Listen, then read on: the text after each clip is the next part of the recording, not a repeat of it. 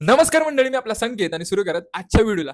मंडळी, खरं पुरुष जातीनं करायचं तरी काय तेच काही कळण झालंय. म्हणजे लोहगडावरती गेले तर पोरी कड्यावरनं खाली फेकून द्यायला लागल्यात आणि कुटुंबासाठी फॅमिलीसाठी जर जॉबवरती जायचं म्हटलं किंवा फिरायला जायचं म्हटलं तर ट्रेनमध्ये येऊन कोणतरी भोगसून निघून जाते. म्हणजे करायचं तरी काय तेच आता काही कळण झालंय. म्हणजे आता काल लोहगड झाला, आता त्याच्यानंतर कालचीच एक न्यूज येते की संध्याकाळी 11 वाजता एका विरारमध्ये राहणाऱ्या नालासोपाऱ्यामध्ये राहणाऱ्या मयंक लोहार या 22 वर्षाच्या तरुणाचा चर्चगेट ते नालासोपारा या लोकल मध्ये अंधेरी ते बोरिवली दरम्यान त्याचा निर्गुण भोगसून खून करण्यात आलाय. म्हणजे हा खून कशावरनं झालाय तर दरवाजा लावण्यावरनं. अरे कारण तरी चांगलं द्या रे बाबांना. म्हणजे दरवाजा लावण्यावरनं खून कोण करू शकतं?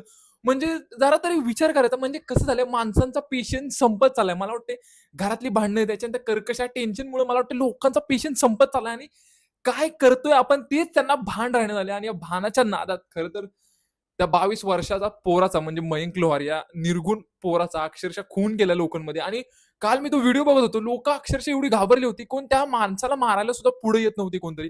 अरे सगळ्यांनी मिळून घोळा घ्यायचा त्याला आणि तिथंच मारून टाकायचं. म्हणजे काय काय म्हणजे काहीच बोलवतं, म्हणजे माझ्याकडे बोलायला शब्दच राहिले नाहीत.